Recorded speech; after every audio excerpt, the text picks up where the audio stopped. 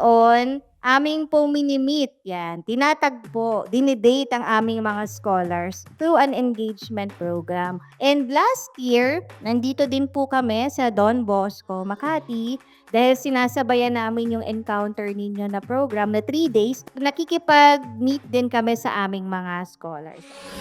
Napakasaya namin na ang kasama namin sa Valentine's Day ay kayo. Napakagandang timing na tumapat yung Valentine's Day sa gagawin natin ngayong maghapon. Dahil while normally, ina-associate natin ang Valentine's Day sa romantic relationship, I think isang mas malalim na pagtanaw sa Valentine's Day, it's a celebration of important relationships in our life. Araw na ito, masaya tayo sa pagtitipon natin. Kayo bilang scholars ng GT Foundation at sa ating mga mabubuting kapartner sa inyong edukasyon. No? Meron kayong pangarap at gusto naming maging kasama doon sa pangarap na yon. Ang mensahe ko po sa GT Foundation, napakalaking tulong po nila. Sana po lalo pa po sila mag-progress sa pag-fund ng mga students. Medyo hindi po kaya ang budget.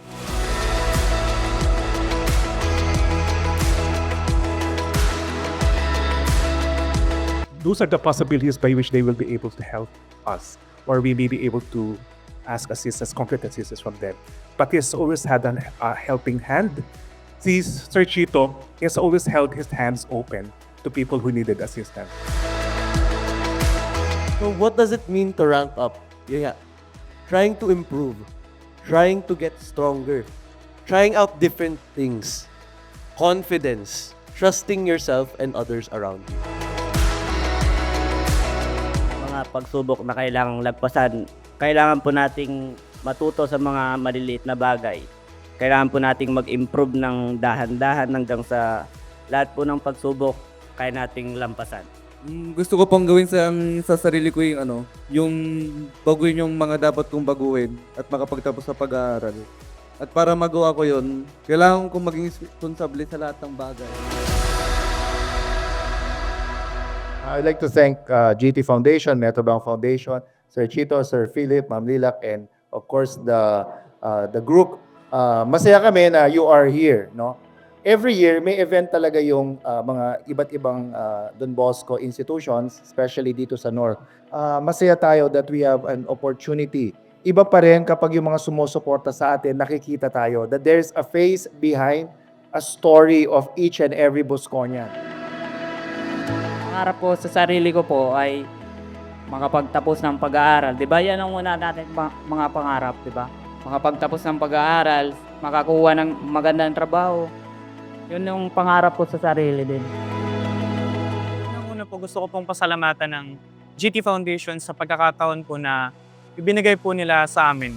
And sa mga kapwa ko po, scholar, ang masasabi ko lang po is wag po nating sayangin yung pagkakataon na italob sa atin ng foundation na ito. Patunayan po natin na deserving po tayo sa tulong na ibinibigay po nila.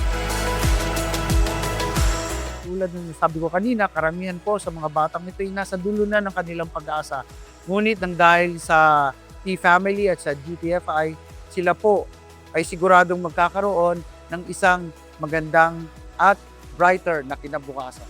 Pag nagbasa kayo ng Our Daily Bread taon-taon, araw-araw, makikita nyo lahat ng mga promises ni God. Keep seeking Him in the small moments. He will reveal His love in ways you have never expected.